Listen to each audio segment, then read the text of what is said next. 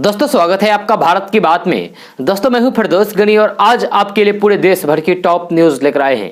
दोस्तों video start करने से पहले आपसे एक रिक्वेस्ट है, अगर आप नए आए इस चैनल पर तो फिर चैनल को सब्सक्राइब के बेल आइकन को भी प्रेस कर दीजिए और साथ में वीडियो को लाइक कीजिए, अपने दोस्तों के साथ शेयर भी कीजिए। तो चलो दोस्तों स्टार्ट करते हैं आज की पूरे देश भर की टॉप न्यूज। दोस्तों जफरयाब जिलानी एक बड़ा बयान दिया है। जी हां, उन्होंने कहा है कि बीजेपी हिंदू और मुसलमानों के बीच दूरी पैदा कर रही है। जी हां, बाबरी एक्शन कमेटी के संयोजक रहे मशहूर वकील जफरयाब जिलानी का कहना है कि 2014 में जब से बीजेपी सत्ता में आई है वह तब से हिंदू मुसलमानों के बीच दूरी पैदा करने के एजेंडे पर काम कर रही है। जी हां, यही वजह है कि लोग बीजेपी के नेताओं की नजर में आने के लिए लाउड स्पीकर से अजान का विरोध कर रहे हैं, क्योंकि उन्हें लगता है कि ऐसा करने से वे बीजेपी नेताओं की नजर में आ जाएंगे। ऐसा हो भी रहा है। जी हां, मौजूदा सरकार ऐसे लोगों को पसंद भी कर रही है, लेकिन यह सब ज्यादा दिन तक नहीं चलेगा, क्योंकि यह देश की खूबसूरती सहनशीलता है जो हजारों साल से रही है। होली के दौरान सड़क पर होलिका के रूप में ढेर सारी लकड़ियों को रखा जाता है, लेकिन इस पर किसी मुसलमान ने कभी भी कोई आपत्ति नहीं जताई है, क्योंकि हम एक दूसरे के लिए सहनशील आम सहमति से साथ रहते हैं। लेकिन बीजेपी आरएसएस इस सहनशीलता को खत्म करने के एजेंडे पर काम कर रही है। यह देश का सिर्फ 10% हिंदू कट्टरपंथी है, सभी हिंदू कट्टरपंथी नहीं है। जी हिंदू मुसलमान में खाई पैदा करने का काम बीजेपी 2012 से ही कर रही है। कोई भी शंकराचार्य बीजेपी के आइडियोलॉजी को पसंद नहीं करते हैं, इसीलिए वे बीजेपी के साथ नहीं है। जी हिंदू धर्म में किसी की जान लेने की इजाजत नहीं है, लेकिन बीजेपी की सोच इनसे अलग है।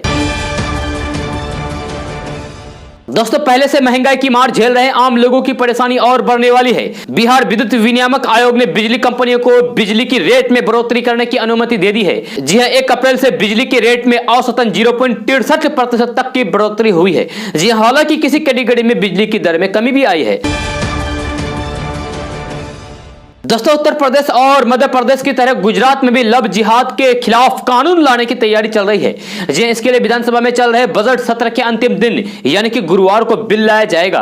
जी एक अधिकारी ने बताया कि प्रदेश में धर्म स्वतंत्रता अधिनियम 2003 में संशोधित करके नया कानून बनेगा। जी यानी कि धर्म परिवर्तन के मौजूदा कानून में संशोधन होगा। जी फिर लव जिहाद के नाम पर होने वाले धर्म परिवर्तन के मामलों पर रोक लग सकेगी। विधानसभा में इस बिल को गुजरात धर्म स्वतंत्रता सुधार विधेयक 2021 के नाम से पेश किया जाएगा। इससे पहले राज्य मंत्रिमंडल की बैठक में गुजरात धर्म स्वतंत्रता अधिनियम 2021 में संशोधन बिल को मंजूरी दे दी गई है। जी हां, बताया गया है कि इस लव जिहाद कानून के तहत दोषियों को कम से कम 3 साल और अधिक से अधिक 5 साल की सजा और 2 लाख रुपए के जुर्माने का प्रावधान होगा। जी हां, वही नाबालिग और दलित के मामले में 4 से 7 साल की सजा और 3 लाख रुपए जुर्माना का प्रावधान होगा। जी हां, नए कानून के बारे में बताया गया है कि पीड़ित लड़की के माता पिता, भाई बहन और अन्य रिश्तेदार आरोपी के खिलाफ शिकायत दर्ज करवा सकेंगे। जी हां, कहा गया है कि अब आरोपी की मदद करने वालों पर भी कार्रवाई होगी। इसके अलावा नए कानून में यह प्रावधान भी होगा कि उस पुलिस अधीक्षक के नीचे के अधिकारी ऐसे मामलों की जांच नहीं कर सकेंगे। ऐसे में मिली भगत की संभावना नहीं रह जाएगी।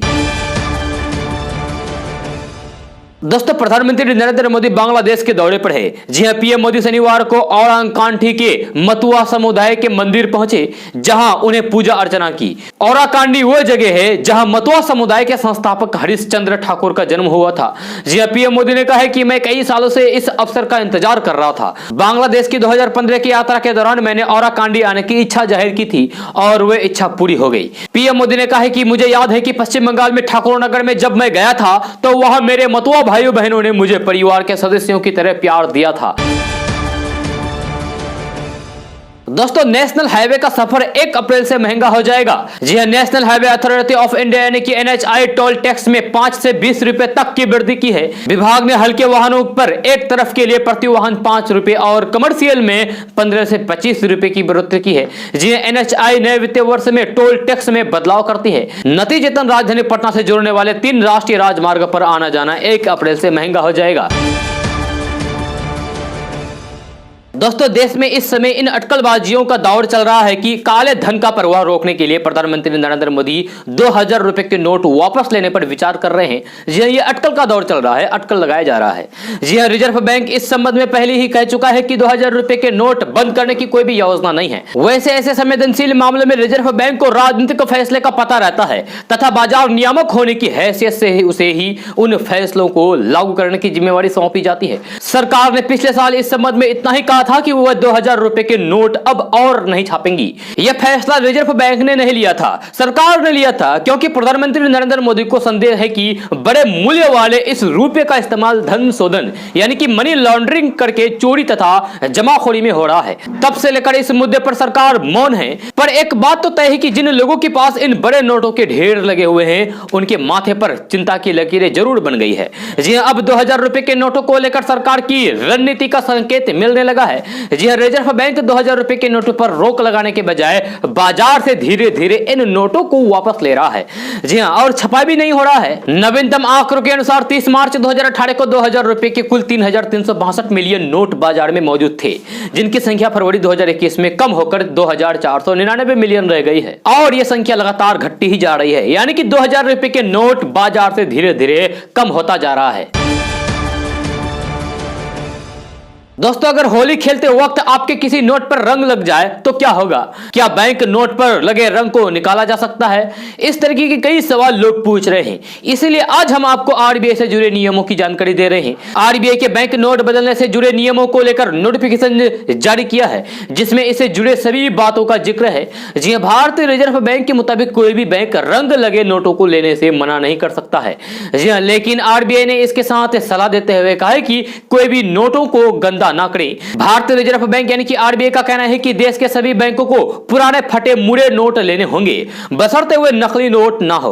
इसलिए आप आसानी से अपने पास वाले बैंक ब्रांच में जाकर नोट बदलवा सकते हैं। इसके लिए कोई भी रुपए नहीं लगेंगे। साथ ही इसके लिए उस बैंक का ग्राहक होना भी जरूरी नहीं है। आरबीआई की ओर से जारी बयान के मुताबिक ऐसे नोट जो बहुत ही खस्ता हाल हो या बुरी तरीके से जल गए हो, टुकड़े टुकड़े हो गए हो, अगर कोई नोट आपस में बुरी तरीके से चिपक गए हो और इस वजह से वे अब सामान्यता उठाने रखने लायक न रह गए हो, तो फिर बैंक शाखाओं को ऐसे नोटों को नहीं बदलना चाहिए। दोस्तों, गर्मी के मौसम में बाइकर्स के लिए हेलमेट लगाकर बाइक चलाना काफी मुश्किल भरा रहता है। जी हां, दरअसल एक तो बाहर का टेम्परेचर ही 45 से 48 डिग्री सेंटीग्रेड के आसपास होता है और दूसरा हेलमेट लगाने से सिर के आसपास और ज्यादा गर्मी बढ़ जाती है और तेजी से पसीना आने लगता है। जी हां, अक्सर आपने देखा होगा कि बाइकर्स पसीने से बचने के लिए रुमाल के साथ साथ कई तरीके के कपड़े यूज करते हैं, लेकिन इससे भी कोई खास फायदा नहीं मिलता है। जी, ऐसे में अब आपको परेशान होने की बिल्कुल भी जरूरत नहीं है, क्योंकि मद्रास आईआईटी से पास आउट पीके सुंदरराजन ने एक ऐसा ही गैजेट बना दिया है जो हेलमेट में सिर को एकदम एसी की तरह कूल रखेगा। जी तो चलिए इसके बारे में कुछ बात करते हैं। जी हाँ, कर्नाटक के बेंगलुरु के रहने वाले पीके सुंदरराजन ने आईआईटी मद्रास से ग्रेजुएशन किया है। जी पास आउट होने के बाद से ही उनके मन में सोसाइटी के लिए कुछ खास बनाने की तमन्ना थी, जिसके बाद उनके दिमाग में ऐसा आइडिया आया जो बाइकर्स के दिमाग को ठंडा रख सके। तो फिर देर किस बात की थी? सुंदरराजन ने अपने टीम के साथ मई 2017 में इस गैजेट के प्रोटोटाइप्स बनाना शुरू कर दिया और करीब 50 प्रोटोटाइप बनाने के बाद आखिर में उन्हें सफलता मिली और हेलमेट को ठंडा रखने वाला गैजेट बनकर तैयार हो गया। दोस्तों, देश में कोरोना की वापसी को देखते हुए सतर्कता जारी है। जी हां, राज्य में लगातार कोरोना की मरीजों की संख्या बढ़ी है, लेकिन हालात अभी भी नियंत्रण में हैं। 1 अप्रैल से बिहार में केंद्र की नई गाइडलाइंस लागू की जाएगी। गृह विभाग की ओर से जारी आदेश के मुताबिक कोरोना संक्रमण को रोकने के लिए शहरी और ग्रामीण दोनों तरफ से इलाकों में पाबंदी संभव है, लेकिन अब पूरे राज्य में लॉकडाउन नहीं लगेगा। जी हां, केंद्र सरकार के आदेश के मुताबिक अब एक राज्य से दूसरे राज्यों में आने जाने पर पाबंदी नहीं रहेगी। जी हां, जिस इलाके में कोरोना संक्रमित मिलेंगे उसे कंटेनमेंट जोन बनाया जाएगा। जी हां, वहां पाबंदियां रहेगी, लेकिन उसके बाहर सभी तरह की गतिविधियां हो पाएगी। जी हां, शुक्रवार को केंद्र सरकार की तरफ से सभी राज्य और केंद्र शासित प्रदेशों के लिए जो गाइडलाइंस जारी किया गया है उसके मुताबिक कंटेनमेंट जोन के अंदर house to house surveillance, RT PCR test के आंकड़े बनाने के साथ साथ नए केस सामने आने के बाद संबंधित व्यक्ति को तुरंत आइसोलेट करने या फिर क्वारंटाइन करने को कहा गया है। जिन इलाकों में कोरोना के अधिक मामले सामने आएंगे वहां असरदार तरीके से कंटेनमेंट जोन बनाना होगा। यह केंद्र की ये नई गाइडलाइंस 1 अप्रैल से लागू होगी। दोस्तों, 1 अप्रैल 2021 से नए वित्त वर्ष की शुरुआत महंगाई के झटके के साथ हो रही है। जी हां, आपके जरूरत और रोजमर्रा इस्तेमाल की चीजें 1 अप्रैल से महंगी हो जाएगी। दूध से बिजली और एसी से लेकर हवाई सफर तक सब कुछ महंगा हो जाएगा। कारों की सवारी महंगी होगी तो स्मार्टफोन खरीदना भी महंगा हो जाएगा। जी हां, कार या फिर बाइक खरीदने का प्लान बना रहे हैं तो फिर 1 अप्रैल से पहले ही खरीद लीजिए, क्योंकि इसके बाद ज्यादातर कंपनियां दाम बढ़ाने वाली है। जी हां, मारुति, निशान जैसे कंपनियों ने कीमतों में बढ़ोतरी का ऐलान कर दिया है। निशान अपने दूसरे ब्रांड नास्टोन के गाड़ियों की कीमत में इजाफा करने की घोषणा की है। जी 1 अप्रैल 2021 से टीवी खरीदना महंगा हो जाएगा। बीते 8 महीने में ही टीवी की कीमतों में 3 से 4 हजार रुपए तक बढ़ गई है। टीवी मैन्युफैक्चरर्स कंपनी ने टीवी को भी PLI स्कीम में लाने की मांग रखी है। जी 1 अप्रैल 2021 से टीवी की कीमतों में कम से कम 2 से 3 हजार रुपए की बढ़ोतरी होगी। जी इस साल गर्मी के मौसम में एसी या फिर फ्रिज खरीदने वालों पर महंगाई की मार तय है। 1 अप्रैल से एसी कंपनियां कीमतों में बढ़ोतरी का प्लान कर रही है। जी हां, कंपनियां कच्चे माल की कीमतों में हो रही बढ़ोतरी के चलते एसी की कीमत बढ़ाने की तैयारी कर रही है। एसी बनाने वाली कंपनियां कीमत में 4 से 6% बढ़ोतरी की योजना बना रही है। जी हां, यानी कि प्रति यूनिट एसी की कीमत में 1500 रुपए से 2000 रुपए की बढ़ोतरी हो सकती है। हवाई सफर करने के लिए अब आपको ज्यादा जेब ढीली करनी होगी। सरकार ने घरेलू उड़ानों के लिए किराए की न्यूनतम सीमा 5% बढ़ाने का फैसला किया है। 1 अप्रैल से एविएशन सिक्योरिटी फीस यानी कि ASF भी बढ़ने वाली है। 1 अप्रैल से डोमेस्टिक फ्लाइट्स के लिए एविएशन सिक्योरिटी फीस 200 रुपए महंगी होगी। जी हां, फिलहाल ये 160 रुपए है, जबकि इंटरनेशनल फ्लाइट्स के लिए फीस $5 से बढ़कर $12 हो जाएगी। जी हां, नई दरें 1 अप्रैल 2021 से लागू हो जाएगी। दूध की कीमतें भी बढ़ सकती है। जी हां, किसानों ने कहा है कि वे दूध के दाम 3 रुपए बढ़ाकर 49 रुपए प्रति लीटर करने का ऐलान किया है। जी हां, दूध के नए दाम 1 अप्रैल से लागू हो जाएगी। हालांकि किसानों की चेतावनी थी कि वे दूध के दाम 55 रुपए प्रति लीटर कर देंगे, लेकिन इतनी बढ़ोतरी नहीं की जाएगी। जी 1 अप्रैल से 49 रुपए प्रति लीटर तक दूध मिलेगा। दोस्तों, केंद्र सरकार द्वारा लागू किए गए 3 कृषि कानूनों को लेकर सरकार से लोहा लेते हुए धरने पर बैठे किसानों को आज ठीक 4 माह हो चुके हैं। इन 4 माह के दौरान ये आंदोलन कई दिशाओं में भी गया और अनेक मर्तबा उतार चढ़ाव भी देखने को मिले। जी हां, मगर दिल्ली की सीमाओं को घेर कर बैठे हुए इन किसानों की मांग आज भी जस की तस है।